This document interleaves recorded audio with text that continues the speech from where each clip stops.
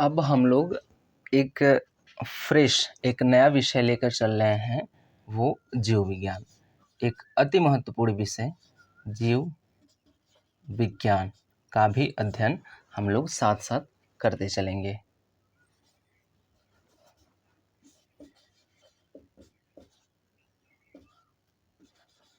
ठीक, जीव विज्ञान के अंतर्गत हम लोग बहुत सारी बातें करेंगे, लेकिन यहाँ पे हम लोग जैसे कि क्या करते हैं कि क्लास स्टार्ट जब होता है तो जीव विज्ञान का जो पाठ्यक्रम है उसको देखा जाता है। तो हम लोग यहाँ पे पाठ्यक्रम देखने नहीं जा रहे हैं, हम लोग सीधे स्टार्ट करेंगे।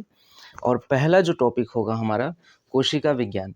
और जब एक नए टॉपिक की शुरुआत करेंगे तो उस नए टॉपिक का एप्रोसिनॉप्सिस हम देख लिया करेंगे। जैसे हम लोग यहाँ पे कोशिका विज्ञान शुरू करेंगे, अगर कोशिका पढ़ना शुरू करेंगे तो कोशिका के अंतर्गत किन किन टॉपिक्स को कवर करना है वो पाठ्यक्रम यहाँ पे हम लोग देख के फिर आगे बढ़ेंगे।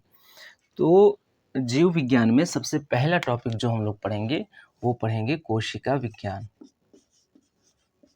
क्या पढ़ेंगे? कोशिका विज्ञान। सर्वप्रथम हम लोग सेल बायोलॉजी का अध्ययन करेंगे यहाँ पे। ठीक, अब इसके अंतर्गत हम देखेंगे कि हमें क्या क्या चीज़ें पढ़नी है सेल बायोलॉजी के अंतर्गत। तो सेल बायोलॉजी के अंतर्गत सबसे पहले तो हमें परिचय देखना है। ठीक, सेल बायोलॉजी के अंतर्गत सबसे पहले हमें परिचय देखना है, उसके बाद कोशिका सिद्धांत के बारे में बात करेंगे और फिर महत्वपूर्ण कोशिकांगों के बारे में। तो इसके बाद कोशिका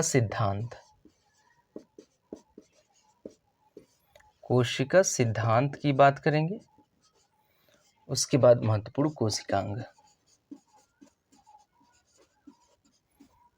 महत्वपूर्ण कोशिकांग की बात होगी।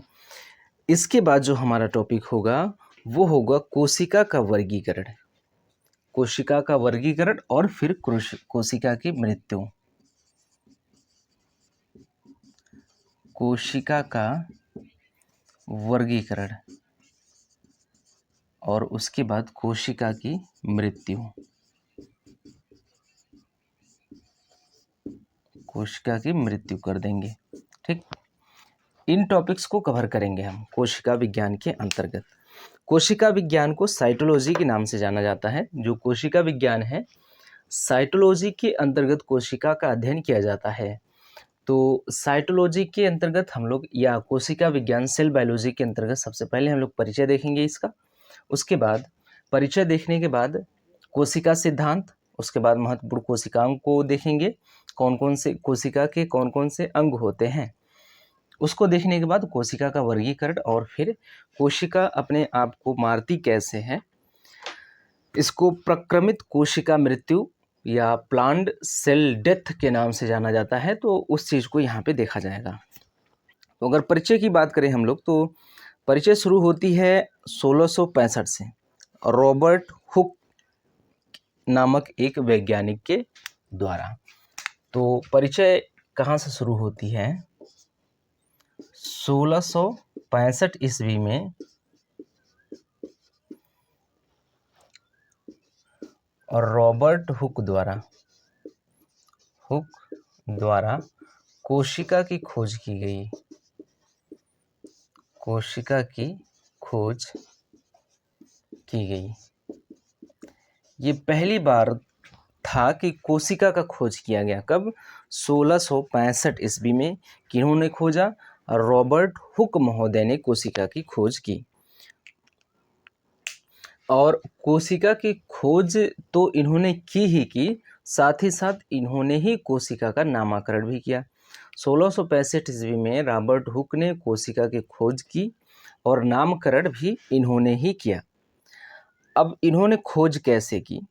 इन्होंने एक प्रकाशीय सूक्ष्मदर्शी के माध्यम से, एक सिंपल जो साधारण प्रकाशीय सूक्ष्मदर्शी होता है उसके माध्यम से एक लकड़ी के टुकड़े, एक क्वार्क में सेल को कुछ संरचना देखी, आगे चलकर इसी संरचना को सेल कहा इन्होंने। तो क्या देखा इन्होंने, एक लकड़ी के टुकड़े में क्या देखा इन्होंने,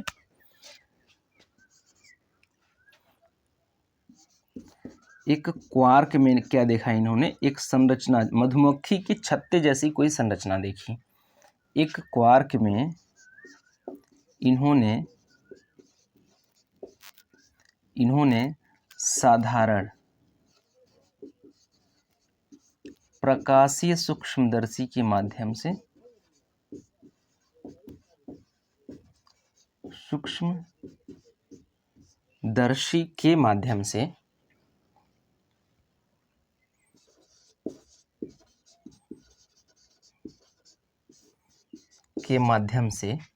एक क्वार्क में इन्होंने साधारण प्रकाशीय सूक्ष्मदर्शी के माध्यम से कुछ मधुमक्खी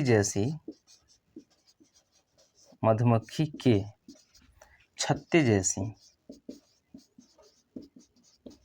जैसी संरचना देखी।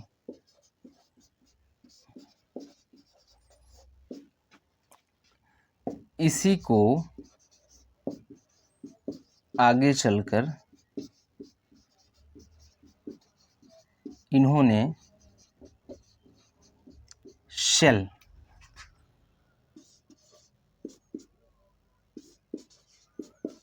या कोशिका नाम दिया। तो अगर बात करें इसके नामकरण की, तो नामकरण का भी श्रेय जो जाता है वो रॉबर्ट हुक के पास ही जाता है। तो 1665 ईस्वी में रॉबर्ट हुक ने क्या किया, एक लकड़ी के टुकड़े में, एक कटे हुए लकड़ी के टुकड़े में जिसको क्वार्क कहा जाता है, उसमें साधारण सूक्ष्मदर्शी के माध्यम से इन्होंने कुछ एक संरचना देखी। वो संरचना मधुमक्खी की छत्ते जैसी थी। तो इसी संरचना को इन्होंने आगे चलकर कोशिका के रूप में परिभाषित किया।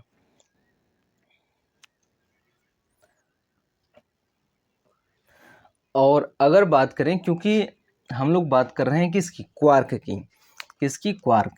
इस क्वार्क को, ये क्या है, ये लकड़ी का टुकड़ा है।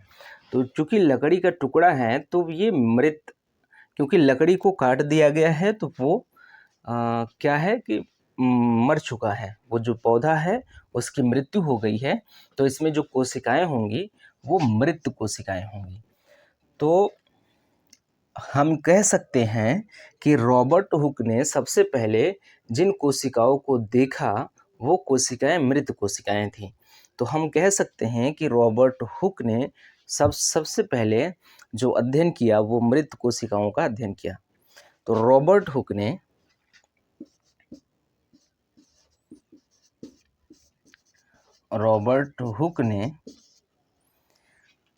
मृत कोशिकाओं का अध्ययन किया था।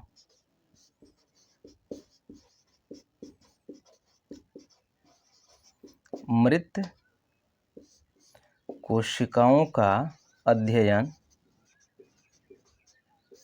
किया था। तो जो रॉबर्ट हुक ने जिन कोशिकाओं को देखा था वो कोशिकाएं मृत कोशिकाएं थी। मृत कोशिकाओं का अध्ययन रॉबर्ट हुक ने किया था। तो सवाल ये होता है कि आखिर सर्वप्रथम जीवित कोशिकाओं का अध्ययन किसने किया था। तो अगर ये सवाल होता है तो जवाब में आता है कि सर्वप्रथम जीवित कोशिकाओं का अध्ययन एंटोनी वान ल्यूवेनहॉक ने किया था। किसने किया था? एंटोनी वान ल्यूवेनहॉक। सर्वप्रथम जीवित कोशिका का अध्ययन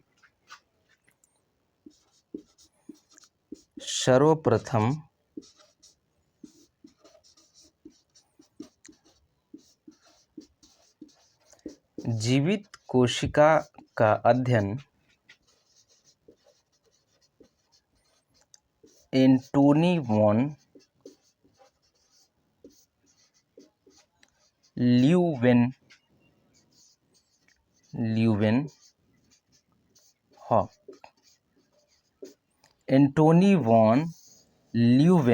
हॉक ने किया था। तो इतनी बातें हैं परिचय के अंतर्गत। अभी और बातें करनी है परिचय के अंतर्गत, लेकिन इतनी बातें देखिए कि हमने बात किया कि रॉबर्ट हुक ने सर्वप्रथम कोशिका की खोज की। कब? 1865 ईस्वी में, सॉरी 1665 ईस्वी में सर्वप्रथम कोशिका की खोज की। तो इन्होंने क्या किया, कोशिका की खोज एक लकड़ी में, एक क्वार्क में, एक लकड़ी के टुकड़े में कुछ मधुमक्खी के छत्ते जैसी संरचना देखी और उसी को आगे चल के क्या कहा, कोशिका कहा। लेकिन हम बात करते हैं कि इन्होंने लकड़ी के टुकड़े में देखा, यानी कि लकड़ी कटा हुआ था तो लकड़ी की मृत्यु हो चुकी थी, उस पौधे की मृत्यु हो चुकी थी, तो उसमें जो कोशिकाएं होंगी वो कोशिकाओं की भी मृत्यु हो चुकी होंगी। ठीक, तो हम कह सकते हैं कि रॉबर्ट हुक ने सर्वप्रथम जिन कोशिकाओं का अध्ययन किया वो मृत कोशिकाएं थी, या हम ये भी कह सकते हैं कि रॉबर्ट हुक ने सर्वप्रथम मृत कोशिकाओं का अध्ययन किया। तो जीवित कोशिकाओं का अध्ययन सबसे पहले किसने किया? तो जीवित कोशिकाओं का अध्ययन सबसे पहले एंटोनी वॉन ल्यूवेनहॉक ने किया था।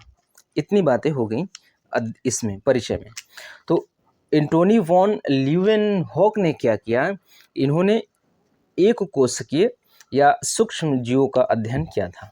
इन्होंने, अगर इनके अध्ययन की बात करें तो इनका अध्ययन जो था वो सूक्ष्म जीवों या फिर एक कोशिकीय जीवों पर इनका अध्ययन केंद्रित था, जहां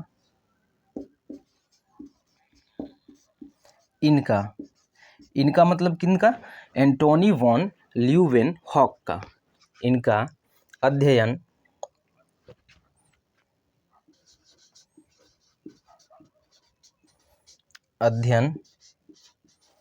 एक कोशिकीय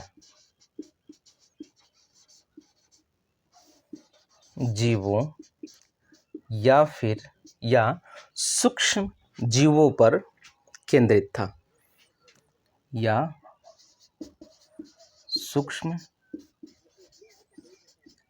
जीवों पर केंद्रित था। तो इन्होंने क्या किया, इन्होंने ढेर सारे सूक्ष्म जीवों का अध्ययन किया। इन्होंने बहुत सारे सूक्ष्म जीवों का अध्ययन किया, छोटे छोटे जीवों का, एक कोशिकीय जीवों का अध्ययन किया। तो इनका जो अध्ययन केंद्रित था वो सूक्ष्म जीवों पर केंद्रित था, छोटे छोटे या एक कोशिकीय जीवों पर इनका अध्ययन केंद्रित था। इसलिए इन्हें सूक्ष्म जैविकी का पिता कहा जाता है। क्या कहा जाता है? क्योंकि इनका अध्ययन जो था वो सूक्ष्म जीवों पर ही केंद्रित था और इन्होंने ढेर सारे सूक्ष्म जीवों का अध्ययन भी किया, तो इसलिए इनको सूक्ष्म जैविकी का पिता भी कहा जाता है। अतः इन्हें सूक्ष्म जैविकी का जनक कहा जाता है, फादर ऑफ माइक्रोबायोलॉजी।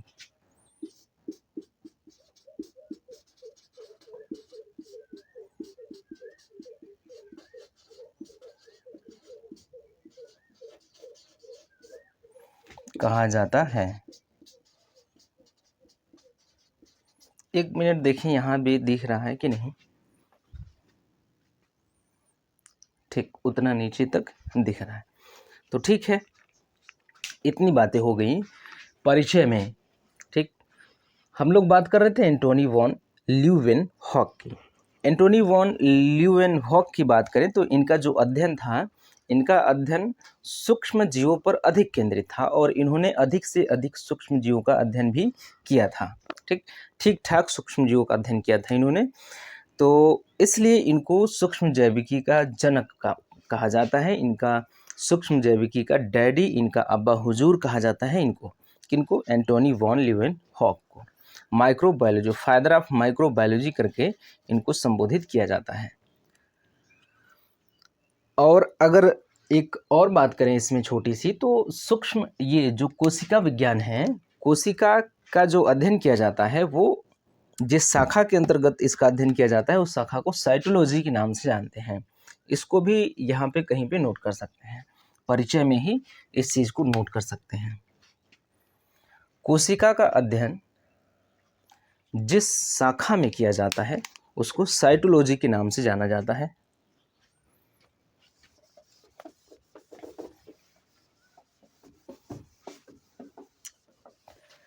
ऊपर की कुछ चीजें हटा दी गई हैं।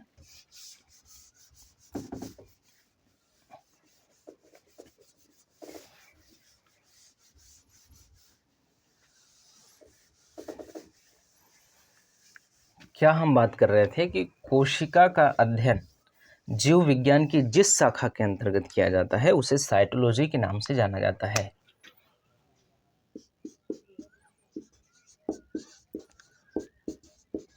कोशिका का अध्ययन जीव विज्ञान के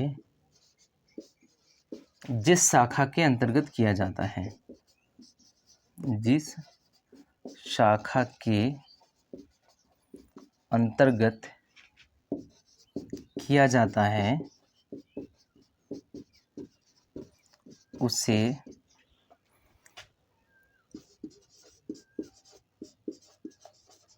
साइटोलॉजी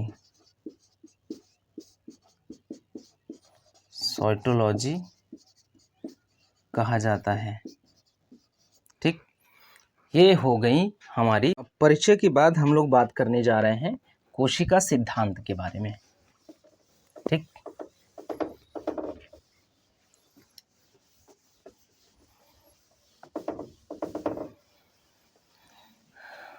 अब हम लोग बात करेंगे कोशिका सिद्धांत के बारे में। परिचय हमारा हो गया है कंप्लीट। 1838 और 39 की बात है। 1838-39 की बात है। स्लाइडेन और स्वान ने सर्वप्रथम जवाब देने का प्रयास किया कि कोशिका क्या है क्या। कि देखिए, सबसे पहले अगर कोई भी अपरिचित वस्तु का परिचय या किसी भी अपरिचित वस्तु को आपके सामने सबसे पहले रखा जाए तो क्या क्या प्रश्न उसके संदर्भ में होंगे। जो सामान्य प्रश्न है, जो अधिकांश प्रश्न है, वो कौन कौन से प्रश्न हो सकते हैं, अधिकांश लोगों के प्रश्न कौन कौन से हो सकते हैं। अगर कोई एक डब्बा आया, एक मिठाई का डब्बा आया और फिर क्या हुआ कि वो पहली बार आया है आपके सामने, कई लोगों के सामने, तो जो सामान्य से प्रश्न है, जो बेसिक क्वेश्चन है उसके बारे में, उस डब्बे के बारे में, वो क्या होंगे। वो यही होगा कि ये डब्बा क्या है। पहला प्रश्न होगा कि ये क्या है। फिर उसके बाद का जो प्रश्न होना चाहिए वो होना चाहिए कि इसका काम क्या है। उसके बाद फिर ये बनता कैसे है, ठीक, इसका निर्माण कैसे होता है। तो सबसे पहले यही प्रश्न इसके बारे में भी आया, कोशिका के बारे में भी आया कि ये क्या है। ठीक, तो अगर बात करें क्या है, पहला प्रश्न। दूसरा है कि इसका कार्य क्या है। कार्य क्या है, किस काम में आता है ये डब्बा। और फिर उसके बाद बनता कैसे है, बनता कैसे। कोई मिठाई का डिब्बा आपके सामने आया और आप उससे अपरिचित हैं, तो आपने पूछा कि ये क्या है। फिर उसके बाद आपसे बताया गया कि हाँ ये मिठाई का डब्बा है। फिर आपने पूछा इससे कि होता क्या है, इसका कार्य क्या है। तो आपने बताया कि इसको खाया जाता है, तो आपने दिया उनको खाने के लिए। तो फिर क्या हुआ कि उनको अच्छा लगा, तो वो पूछते हैं कि ये बनता कैसे है, हमें भी बनाना है, कहाँ बनता है। तो कोई भी अपरिचित वस्तु के विषय में सामान्य प्रश्न यही उठते हैं। तो कोशिका के संदर्भ में भी सामान्य प्रश्न यही रहे होंगे कि ये क्या है। तो इन्हीं तीनों प्रश्नों का जवाब दिया गया इन दोनों महोदय के द्वारा। किनका, जिनका अभी नाम लिया गया, स्लाइडेन और स्वान महोदय ने। तो स्लाइडेन और स्वान महोदय ने सर्वप्रथम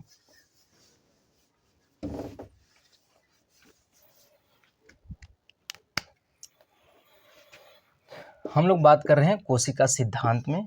तो स्लाइडेन और स्वान की बात करें और स्वान महोदय ने सर्वप्रथम कोशिका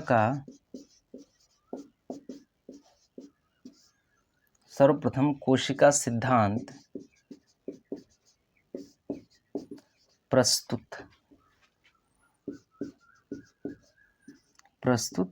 किया। स्लाइडेन और स्वान महोदय ने इन्होंने ही बताने का प्रयास किया कि ये है क्या और ये काम क्या करता है और ये आता कहाँ से है। तो अगर पूछा जाए कि कोशिका क्या है तो इन्होंने क्या जवाब दिया, स्लाइडेन और स्वान महोदय ने जवाब दिया है इस बारे में कि कोशिका क्या होती है। तो इन्होंने क्या कहा, इन्होंने कहा कि कोशिका जीवन की आधारभूत इकाई है। क्या है?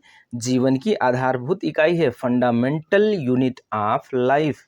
The cells are fundamental units of life. तो इनसे पूछा गया कि कोशिका क्या है, स्लाइडेन और स्वान महोदय ने, तो इन्होंने ही बताया कि कोशिका क्या है। तो इन्होंने कहा कि कोशिका जो है वो, सबसे पहला प्रश्न तो यही है कि क्या है कोशिका। तो इसी के बारे में सबसे पहले इन्होंने क्या बताया, इसकी चर्चा करते हैं। कोशिका क्या है, ये डब्बा क्या है जो हमारे सामने रखा गया है। तो इन्होंने कहा कि ये जीवन की आधारभूत इकाई है। कोशिका जीवन की आधारभूत इकाई है।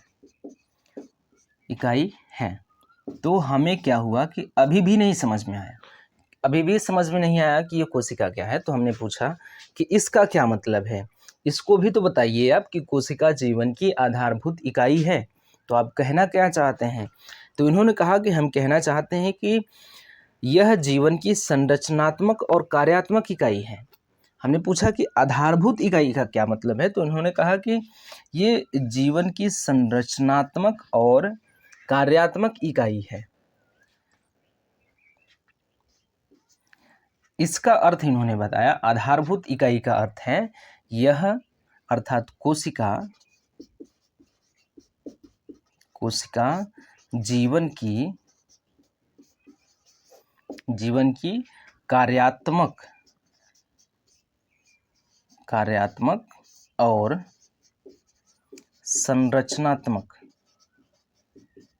संरचनात्मक इकाई है। अब हमने कहा कि अभी भी हमें समझ में नहीं आ रहा है कि आप कहना क्या चाहते हैं। आखिर आप कहना क्या चाहते हैं, समझ में क्यों नहीं आ रहा है। आपने कहा कि कोशिका जीवन की आधारभूत इकाई है। हमने पूछा कि अभी हमें समझ में नहीं आया, तो आपने कह दिया कि आधारभूत इकाई का अर्थ यहाँ पे जीवन की कार्यात्मक और संरचनात्मक इकाई से है। ठीक, तो हमने कहा कि अभी ठीक है, फिर से बताइए, समझ में नहीं आया तो कहें कि ठीक है, चलिए अच्छा बताते हैं। संरचनात्मक इकाई के बारे में इन्होंने बताया कि जीवन की संरचना का सबसे छोटी इकाई संरचनात्मक इकाई, जैसे कि कोई चीज़, जैसे कोई घर बना हुआ है, घर में कुछ ईंटें लगे हुए हैं, सीमेंट है, बालू है, सारी चीज़ें हैं, नींव पड़ी हुई है, सरिया है, ये सारी चीज़ें लगी हुई हैं। तो उसका इकाई क्या है, जो सबसे छोटी इकाई है, उसकी सबसे छोटी संरचनात्मक इकाई है, उसमें क्या हो सकता है, वो ईंट हो सकता है। क्योंकि आप सरिया और बालू को गिनेंगे नहीं, और या तो मानना चाहें तो मान सकते हैं कि सबसे छोटी इकाई आप उसमें सीमेंट के कण को मान ले, तो सबसे छोटी इकाई कहा जा रहा है, सबसे छोटी इकाई। तो शरीर की सबसे छोटी इकाई क्या कही जा रही है, जीवन की सबसे छोटी इकाई, जीवन की संरचनात्मक इकाई की बात हम लोग सबसे पहले कर रहे हैं। किसकी बात कर रहे हैं, संरचनात्मक इकाई की। तो जीवन की जो संरचना है उसकी सबसे छोटी इकाई, सबसे छोटी इकाई का मतलब ये है कि सबसे छोटा, कि कोई भी चीज़ बना हुआ है, अगर ये बना हुआ है, ये डब्बा बना हुआ है, ये डब्बा क्या है कि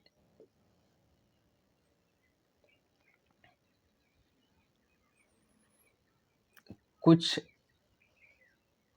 ऐसे डब्बों से बना हुआ है, ऐसे डब्बों से बना हुआ है। इसमें कुछ ये डब्बे जो हैं ये गोले गोले डब्बों से बना हुआ है, ठीक। अब इसमें क्या है, इसमें छोटे छोटे छोटे छोटे छोटे छोटे बिंदी ढेर सारे दिए गए हैं, डॉट डॉट डॉट डॉट। इसे थोड़ा सा बड़ा बना के समझते हैं, ये बताना क्या चाहते हैं। देखिए, हम लोग संरचनात्मक इकाई की बात कर रहे हैं। तो जैसे एक ये है डब्बा है, ये क्या है कि ये कुछ इस तरह के डब्बों से बना हुआ है, ठीक। ये मान लेते हैं ये पूरा का पूरा डब्बा जो है कुछ छोटे छोटे डब्बों से मिलकर के बना हुआ है। अब क्या करें कि ये जो है इसमें ऐसे बना हुआ है, इसमें कुछ इस तरह के गोले गोले जैसे डब्बे पड़े हुए हैं, ठीक। इस तरह के डब्बे पड़े हुए हैं और इन छोटे छोटे डब्बों में ऐसे dot dot dot dot dot किया गया है, ठीक। ऐसे इसकी संरचना का निर्माण कर रहे हैं हम लोग। देखिएगा देखिएगा ऐसे कैसे अभी फटाक से समझ में आता है ये चीज, ठीक। ये पूरा का पूरा डब्बा है। इस डब्बे का निर्माण जो है, इसको हटा दे, नहीं ये कंफ्यूज करेगा बेचारा। ये एक डिब्बा है, ठीक। ये डिब्बा बना हुआ है, पहले तो छोटे छोटे छोटे छोटे डॉट हैं, छोटे छोटे डॉट से मिलके गोला एक सर्कल बना हुआ है और गोले गोले सर्कल, ढेर सारे गोले सर्कल्स को लेकर एक चौकोर का चीज बना हुआ है कुछ, और इन सभी चौकोर चौकोर से मिला करके बना हुआ है ये पूरा का पूरा डब्बा, ठीक। फिर से देखिए है क्या कि देखिए छोटे छोटे डॉट्स हैं, छोटे छोटे डॉट्स को मिला के बना हुआ है एक गोला, और गोलों से मिला मिला के बना हुआ है ये चौकोर वाला छोटा छोटा डब्बा, और इन्हीं चौकोर वाले छोटे छोटे डब्बों से मिला के बना हुआ है ये बड़ा वाला डिब्बा। तो इस डब्बे की जो संरचनात्मक इकाई है वो डॉट डॉट डॉट डॉट जो बिंदु है वो है, ठीक। वो संरचनात्मक इकाई है, इसके संरचना की इकाई है, सबसे छोटी इकाई है इसके संरचना की। ये क्या है, ये जो डॉट डॉट डॉट वाला है ये संरचनात्मक इकाई है।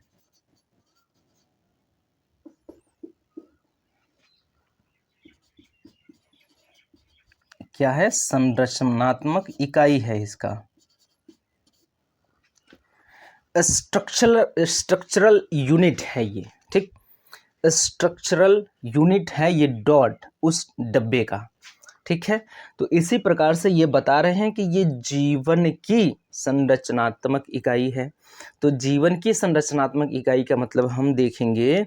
अच्छा, पहले हम इस डब्बे को अगर विभाजित करें, इस पूरे के पूरे डब्बे को विभाजित करें तो हमें मिलेगा, क्या मिलेगा, इस डब्बे को विभाजित करें तो हमें ऐसा, इस डब्बे को हम लोग बांट दें तो हमें क्या मिलेगा, इस डब्बे को तोड़ें अगर तो हमें ऐसा मिलेगा,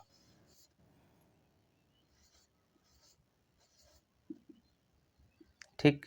हम लोग इसको इसी में तोड़ सकते हैं। हम लोग जब इसको तोड़ेंगे, फोड़ेंगे, जब इसके टुकड़े करेंगे तो इस तरह का डब्बा मिलेगा। ये सब चीज़ें अलग हो जाएंगी, इसको अलग कर देंगे। अब जब हम पुनः इसको तोड़ेंगे तो इससे क्या मिलेगा, इससे हमको तोड़ेंगे तो ये मिलेगा, ये मिलेगा। इसको जब हम तोड़ेंगे तो तोड़ फोड़ करके हम लोग ये प्राप्त कर पाएंगे, बीच का जो ये वाला है 3 ठो ये प्राप्त कर पाएंगे, ठीक। ये वाला 3 ठो प्राप्त कर पाएंगे। अब जब हम इसको तोड़ेंगे तो हम लोग ये चीज़ें पा जाएंगे, ठीक। ये चीज़ें पा जाएंगे। ऐसे जब इसको तोड़ देंगे छोटे छोटे छोटे टुकड़े में तो ऐसा बन जाएगा। तो यही जो है, यही क्या है, संरचनात्मक इकाई है। इन्हीं चीज़ों से मिलके ये बना हुआ है और मतलब इन्हीं डॉट डॉट डॉट से मिलके ये बना हुआ है और इन्हीं गोलों से मिलके ऐसा डब्बा बना हुआ है, और ऐसे ही ढेर सारे डब्बे मिल करके एक बड़ा सा डब्बा बना के रखा हुआ है। तो ये जो डॉट्स हैं, ये डॉट्स उस डब्बे की संरचनात्मक इकाई हैं। तो उसी प्रकार से हम जीवन की इकाई की अगर बात करें तो वो कोशिका होती है। अब उसी के तर्ज पे समझने का प्रयास करते हैं इस चीज़ को। अभी पहले यहाँ से हटा लें तो बात करते हैं।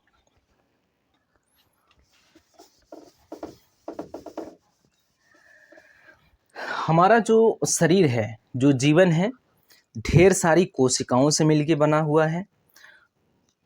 ढेर सारी कोशिकाओं से मिलके बना हुआ है ऊतक। ठीक, ढेर सारी कोशिकाओं से मिलके बना हुआ है ऊतक। ढेर सारे ऊतक से मिलके बना हुआ है अंग। ढेर सारे अंग से मिलके बना हुआ है अंग तंत्र। और ढेर सारे अंग तंत्र से मिलके बना हुआ है शरीर। तो सबसे पहले क्या है? कोशिका, ऊतक, अंग। अब इसको समझने का प्रयास करें। कोशिका, ऊतक, अंग, अंग तंत्र, शरीर। शरीर का निर्माण हो जाएगा। देख लीजिए, अब उस डब्बे को याद करिए। जो शरीर है वो शरीर बना हुआ है ढेर सारे अंग तंत्र को मिलने से, और जो अंग तंत्र है ढेर सारे अंग को मिलने से मिलके बना हुआ है, और जो अंग है ढेर सारे ऊतकों से मिलके बना हुआ है, और जो ऊतक हैं वो ढेर सारे कोशिकाओं से मिलके बना हुआ है। इसका मतलब ये है कि उधर अगर चलें तो ढेर सारी कोशिकाएं मिलके ऊतक का निर्माण करती हैं, और जब ढेर सारे ऊतक मिलते हैं तो अंग का निर्माण होता है, और जब ढेर सारे अंग मिलते हैं तो अंग तंत्र का निर्माण होता है, और जब ढेर सारे अंग तंत्र मिलते हैं तो शरीर का निर्माण होता है। जैसे हमने डिब्बे को बांटा था, जैसे हम लोगों ने डिब्बे को बांटा था तो छोटे छोटे चौकोर डिब्बे मिले, फिर उसके बाद उसके अंदर गोले गोले मिले जिससे डॉट पड़े हुए थे, उसको भी बांटा था हमने, डॉट डॉट डॉट मिल गया, ऐसा मिला था। अगर शरीर को हम लोग बांटेंगे तो किस में बांट पाएंगे? अंग तंत्र में बांट पाएंगे। ठीक, शरीर को अंग तंत्र में बांट पाएंगे, और अंग तंत्र को हम लोग बांटना चाहे, काटना चाहे तो अंगों में बांट सकते हैं, अंगों में बांट सकते हैं। और अंगों को अगर हम लोग काटना, बांटना, छांटना चाहें तो ऊतक में बांट सकते हैं, और ऊतकों को भी अगर विभाजित करें तो हमें मिलेगी कोशिका। यही इसके बाद यही क्या है? इसके संरचना की इकाई है। जीवन की संरचनात्मक इकाई कोशिका है, इसीलिए कहा जा रहा है क्योंकि कोशिका इकाई है, ये इकाई है जीवन की, संरचनात्मक इकाई है। इसके साथ साथ कार्यात्मक इकाई भी है। कार्यात्मक इकाई का तात्पर्य इस बात से है कि कार्य की इकाई है। जैविक जीवन की कार्यात्मक इकाई कौन कौन सी हो सकती हैं? जैविक प्रक्रिया का संचालन कोशिका द्वारा किया जाता है, जैसे पोषण, श्वसन, परिवहन, उत्सर्जन। अगर कार्यात्मक इकाई की बात करें तो अब ये तो संरचनात्मक इकाई के बारे में आप समझ गए होंगे। मुझे उम्मीद है कि आप समझ गए होंगे कि ये संरचनात्मक इकाई का क्या अर्थ है। इन्होंने बता दिया, स्लाइडेन और स्वान महोदय ने। इसके बाद हमने कहा कि अब बताइए आप, संरचनात्मक इकाई तो आपने बता दिया, अब बताइए कार्यात्मक इकाई के बारे में। ठीक, तो कार्यात्मक इकाई के बारे में क्या निकल के आता है कि कार्यात्मक इकाई में कि जीवन की जो मूलभूत भौतिक क्रियाकलाप है, क्या है? जैविक प्रक्रियाओं का संचालन जो है, जैविक प्रक्रियाओं का संचालन, छोटी, जिससे कि जीवन चलता है, जीवन की मूलभूत, जीवन की सबसे छोटी, उसके बिना जीवन चल ही नहीं सकता, वो बल्कि जीवन के लक्षण हैं ये कह लीजिए, उनका संचालन कोशिकाओं के द्वारा ही होता है। क्या? किसका किसका? जैसे पोषण, श्वसन, परिवहन,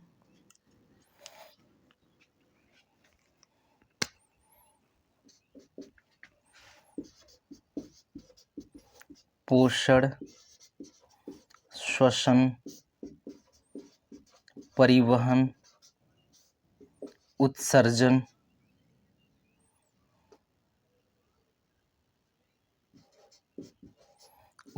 ये जीवन की क्या है? ये आधारभूत कार्य हैं, जीवन की इकाई कार्य हैं, छोटे छोटे कार्य हैं जिनके माध्यम से जीवन चलता है। ठीक है, पोषण, श्वसन, परिवहन और उत्सर्जन, ये बल्कि कह लीजिए कि जैविक लक्षण हैं। ये ऐसी जैविक प्रक्रियाएं, ऐसी जैविक प्रक्रियाओं का संचालन किससे होता है?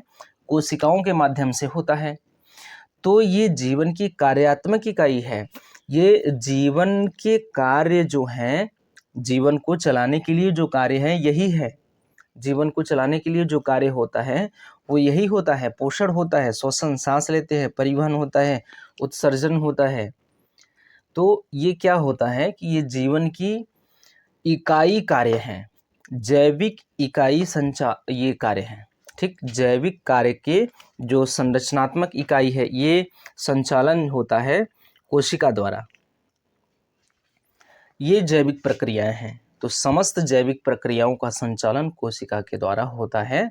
इसलिए हम कहते हैं कि कोशिका जीवन की कार्यात्मक इकाई है। ठीक, तो ये इसके बारे में था कि ये कार्यात्मक इकाई कैसे है और संरचनात्मक इकाई कैसे हैं।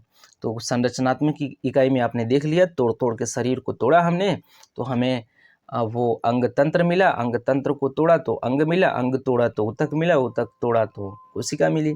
तो वो कोशिका जो है वो संरचनात्मक इकाई है जीवन की। उसी प्रकार से कार्यात्मक इकाई है पोषण, श्वसन, परिवहन, ये जैविक प्रक्रियाएं हैं।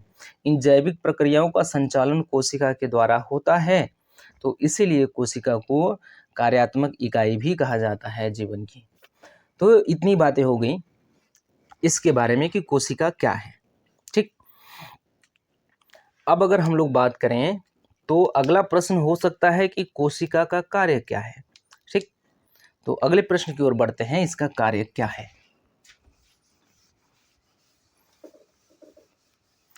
तो जब हम कार्य की बात करते हैं तो कोशिका का कार्य ये सारी चीजें हैं, क्योंकि हम कह रहे हैं कि ये जैविक प्रक्रियाओं का संचालन करते हैं, तो कार्य भी वही है, जैविक प्रक्रियाओं का संचालन करना और शरीर का निर्माण करना। हम लोग कह रहे हैं कि ये संरचनात्मक और कार्यात्मक इकाई है। तो कार्यात्मक इकाई है, इसका मतलब है कि इन सभी क्रियाओं का संचालन करना इसका काम है। और फिर संरचनात्मक इकाई है तो संरचना के दृष्टिकोण से भी ये कार्य करती है। इसका मतलब संरचना का निर्माण करती है, इसका मतलब शरीर का निर्माण करती है। तो जो कोशिका है वो एक तो शरीर का निर्माण करती है, ऊपर से जैविक प्रक्रियाओं का भी संचालन करती है। तो ये इन्होंने बताया।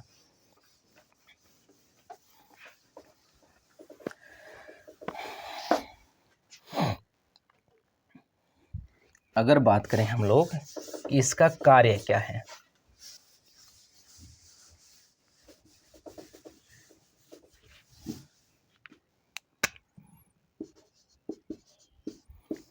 कार्य क्या है, तो शरीर का निर्माण करना, शरीर का निर्माण करना।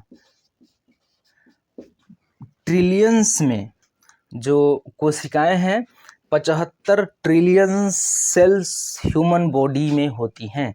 75 ट्रिलियन, तो 75 ट्रिलियन कोशिकाएं मिलके एक शरीर का निर्माण करती हैं। तो शरीर का निर्माण करना शरीर का निर्माण करना इनका काम है। अर्थात कोशिका किसी जीव के शरीर का निर्माण करती है, निर्माण करती है और जैविक प्रक्रियाओं का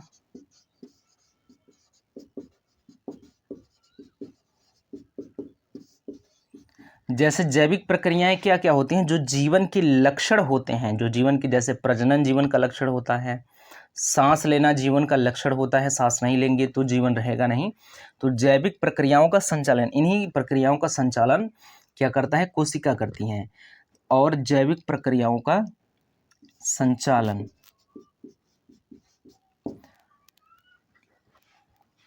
जीव के शरीर का निर्माण करती है और जैविक प्रक्रियाओं का संचालन भी करती है।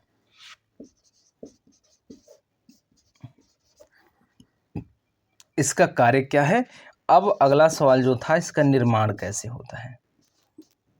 ठीक, कोशिका का निर्माण कैसे होता है, तो इसके बारे में आता है कि ये कोशिका स्वतः बन जाता है।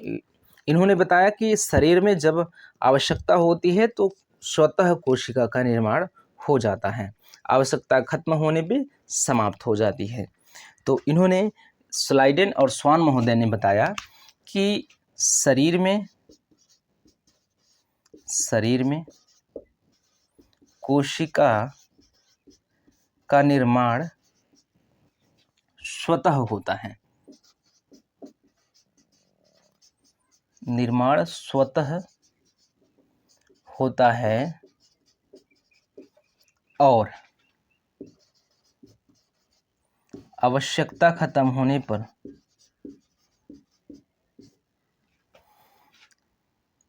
आवश्यकतानुसार स्वतः होता है।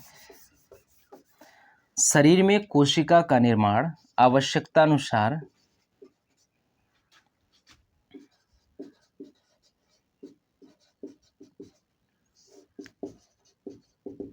स्वतः होता है और आवश्यकता खत्म होने पर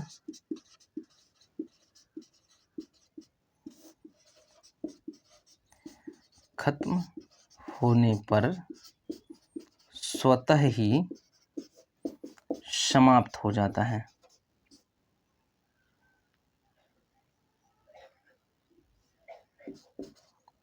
समाप्त हो जाता है। तो इतनी बातें थी इसके बारे में। अगर हम लोग बात करें तो अगर कोशिका का निर्माण आवश्यकतानुसार स्वतः होता तो आगे चल के कैंसर जैसी बीमारियों का प्रादुर्भाव नहीं होता, क्योंकि कैंसर जैसी बीमारियों का जो प्रादुर्भाव होता है, उसका प्रारंभ जो होता है वो अनियमित रूप से कोशिकाओं के निर्माण से ही होता है।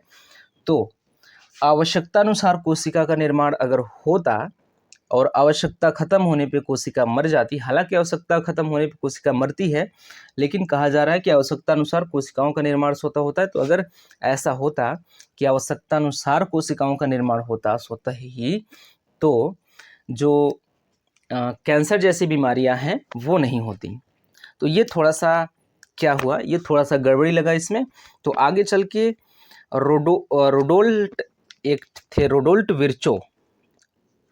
रोडोल्फ विर्चो, ठीक, या तो रोडोल्ट नाम था या रोडोल्फ नाम था। तो इन्होंने बताया कि नई कोशिकाओं का निर्माण पुरानी कोशिकाओं से बनता है, मिलकर होता है। ठीक, तो आगे चलकर रोडोल्फ विर्चो, इसी चीज को यहां लिख लेते हैं। आगे चलकर रोडोल्फ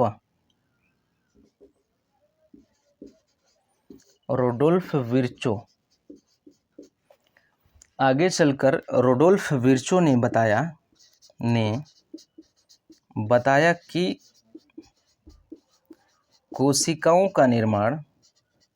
नई कोशिकाओं का निर्माण पुरानी कोशिकाओं से होता है। नई कोशिकाओं का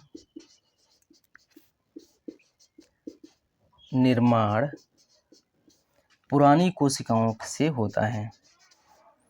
पुरानी कोशिकाओं से होता है। तो ये हम देखेंगे अभी नई कोशिका का निर्माण कैसे होता है। कोशिका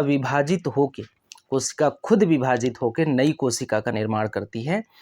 तो इसके बारे में अभी हम लोग बात करेंगे। आने वाले समय में हम लोग बात करेंगे कोशिका का विभाजन कैसे होता है, कैसे नई कोशिका का निर्माण होता है। ये सारी चीज़ें हम लोग अभी बात करने वाले हैं। तो फिलहाल आप इतना देखिए कि कोशिका जो है, कोशिका सिद्धांत में बताया गया कि कोशिका क्या है, कोशिका का निर्माण कैसे होता है। ठीक, कोशिका क्या है, इसका कार्य क्या है और इसका निर्माण कैसे होता है। तो क्या है में बताया गया कि जो कोशिका है, कोशिका जीवन की संरचनात्मक, वो सबसे पहले तो बताया गया कि कोशिका क्या है, जीवन की आधारभूत इकाई है। तो जीवन की आधारभूत इकाई में हमें ये बताया गया कि आधारभूत का तात्पर्य यहाँ पे जीवन की संरचनात्मक और कार्यात्मक इकाई से है।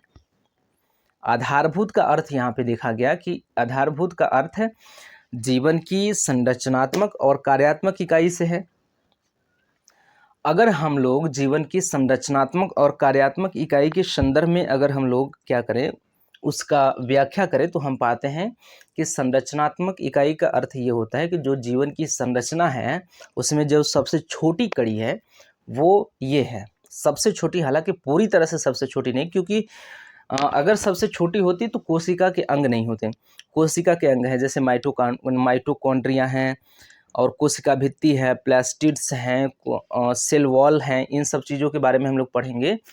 तो सबसे छोटी तो कह नहीं सकते, क्योंकि इन छोटी छोटी चीज़ों से मिलकर कोशिका बनी है, तो कोशिका से छोटी इकाई भी है शरीर में, तो फिर भी इसी से मिलके ऊतक का निर्माण होता है। ऊतक से ढेर सारे ऊतक से मिलके अंग तंत्र बनते हैं और ढेर सारे अंग तंत्र मिलके अंग बनाते हैं और ढेर सारे अंग मिलके पूरा का पूरा शरीर बनाते हैं। तो पूरे जो शरीर की जो जीवन की संरचनात्मक इकाई है वो शुरू हो रही है कोशिका से। तो कोशिका जीवन की इस प्रकार से संरचनात्मक इकाई बन के सामने आती है। और वहीं कार्यात्मक इकाई की बात करें तो जो जीवन की आधारभूत कार्य हैं, जो जीवन जिसके सहारे चलता है, जैविक प्रक्रियाओं का, उन्हीं जैविक प्रक्रियाओं का संचालन क्या होता है, कोशिका के द्वारा ही होता है। इसलिए कार्यात्मक रूप से इसे जीवन की इकाई माना गया है। उसके बाद हमने देखा कि कोशिका जो है उसका कार्य क्या है, तो कार्य हमने उसी में देख लिया कि वो संरचनात्मक इकाई है, इसका मतलब शरीर का निर्माण करती है। कार्यात्मक इकाई है, इसका मतलब जैविक प्रक्रियाओं का संचालन करती है, सीधी सी बात। उसके बाद हमने देखा कि इसका निर्माण कैसे होता है, तो पता चलता है, स्लाइडेन और स्वान महोदय बताते हैं कि इसका निर्माण आवश्यकता पड़ने पर स्वतः ही हो जाता है और आवश्यकता समाप्त होने पे ये भी समाप्त हो जाते हैं। लेकिन आगे चल के रुडोल्फ विर्चो आते हैं, उन्होंने ये कहा कि नहीं, ऐसी कोई बात नहीं है, आवश्यकता यहाँ से हटाइए और बात करिए इसकी कि इनका निर्माण पुरानी कोशिकाओं से होता है। तो पुरानी कोशिकाएं जिम्मेदार होती हैं नई कोशिकाओं के निर्माण के लिए। तो इस प्रकार से हम लोग कोशिका सिद्धांत को कंप्लीट करते हैं। अगला जो हमारा टॉपिक है अप्रोच सिनॉप्सिस के आधार पे, अगला टॉपिक है महत्वपूर्ण कोशिकांग। महत्वपूर्ण कोशिकांग में कोशिकाओं का वर्गीकरण सबसे पहले हम लोग देखेंगे। क्या है? कोशिका का वर्गीकरण। कोशिका का वर्गीकरण ही महत्वपूर्ण कोशिकांग होगा। जैसे कोशिका का वर्गीकरण हम लोग कैसे करेंगे, एक जटिल टॉपिक है। जैसे कि पादप विशिष्ट कोशिकाएं, ऐसी कोशिकाएं जो जंतुओं में नहीं पाए जाते होंगे, ऐसी कोशिकाएं जो जंतुओं में नहीं पाए जाते होंगे, ऐसी कोशिकाएं जिसमें वो केंद्रक नहीं होता, ऐसी कोशिकाएं जिसमें झिल्ली नहीं होती हैं, ऐसी कोशिकाएं जो सिर्फ जीवों में पाई जाती हैं। ठीक, ऐसी कोशिका जो कोशिका द्रव्य के अंतर्गत शामिल नहीं होते हैं, वो कौन कौन से हैं। तो इस प्रकार से हम लोग इसका वर्गीकरण देखेंगे। इसका वर्गीकरण हम लोगों ने इसका क्या कर दिया है, थोड़ा सा उल्टा पुल्टा कर दिया है प्रोसिनॉप्सिस। पहले वर्गीकरण हम लोग देख लेंगे, उसके बाद उसी वर्गीकरण के आधार पे जब वर्गीकरण कर लेंगे हम लोग, तो पाएंगे कि जैसे हम लोग बात करेंगे कि ऐसे कोशिकांग जो कोशिका द्रव्य के अंतर्गत शामिल नहीं होते हैं, तो उसमें हम लोग देखेंगे कि सेल मेम्ब्रेन होता है, न्यूक्लियस होता है, केंद्रक होता है और सेल मेम्ब्रेन होते हैं। तो जब हम उस वर्गीकरण को देख लेंगे तब हम जाके सेल मेम्ब्रेन और न्यूक्लियस के बारे में एक एक ठो देखेंगे। पहले उठाएंगे सेल मेम्ब्रेन, उसका अध्ययन करेंगे, फिर उठाएंगे न्यूक्लियस, फिर उसका अध्ययन करेंगे।